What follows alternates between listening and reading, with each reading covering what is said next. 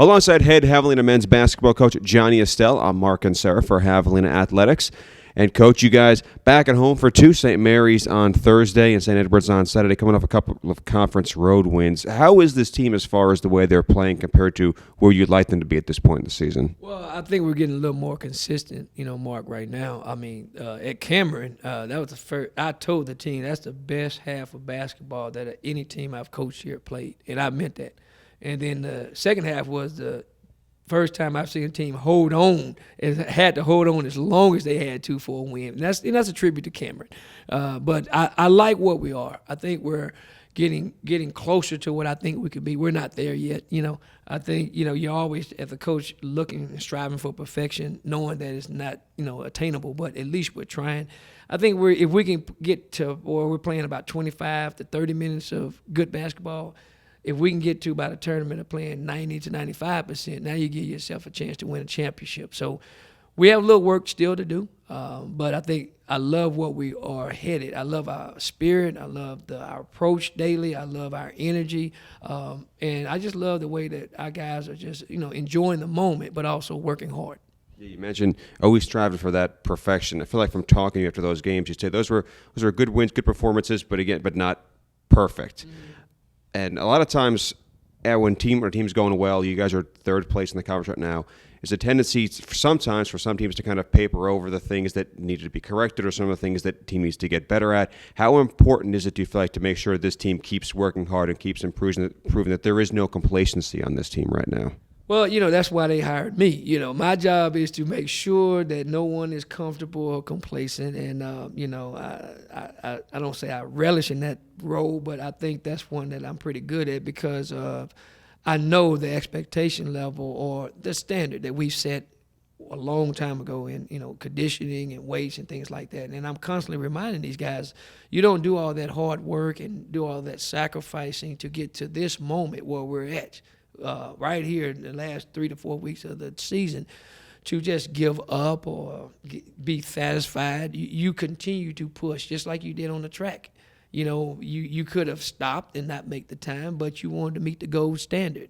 And that was our deal this year, was meeting the gold standard as our kind of our saying, so to speak, in conditioning. And that's all you have to do now. Utilize as a reference point that we've got to continue to push towards the goal. The goal in mind is just not to have a winning season, even though you want to have a winning season. The goal is not to, maybe finish in the top half of the league. I mean, if you do, that's good. The goal is to win the championship. And until we're mathematically eliminated or until the last horn goes off where you can't play, you still got work to do.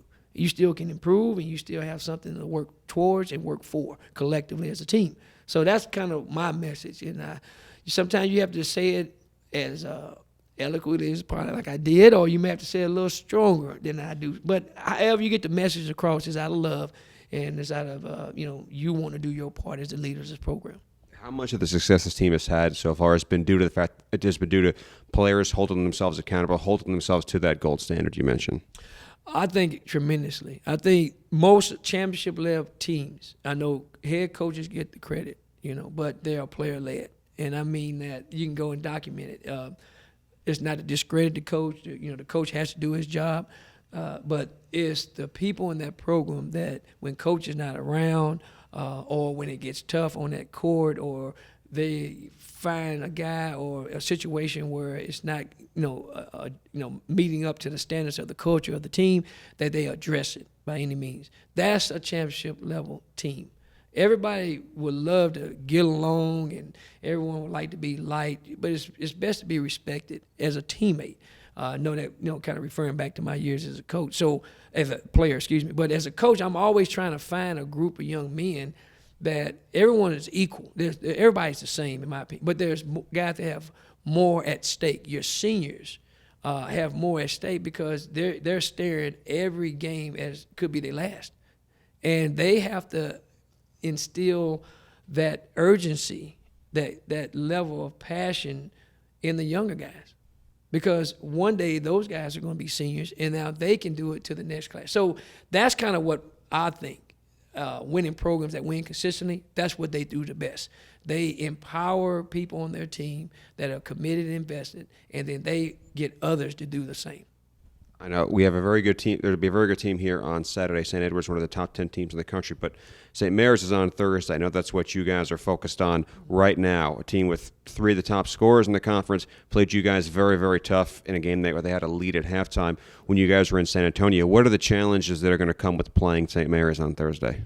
Well, St. Mary's have, really good guards. I mean, they got 3 of the top quickest guards, in the conference that are really good off the bounce. They're good in transition. They can shoot the 3. They're really good. So, they're going to challenge you. They're going to challenge you from the perimeter defensive end. So, collectively, when you have to guard good guards or good players, you have to do it collectively. You can't do it with one person. You have to have the bench come through and help you, which I think happened there last time. They can rebound, they can shoot it, they're good in transition. So we're going to have to control the tempo, kind of take control of the game like we did in the second half and just execute possession by possession and defend these guys every minute of the clock.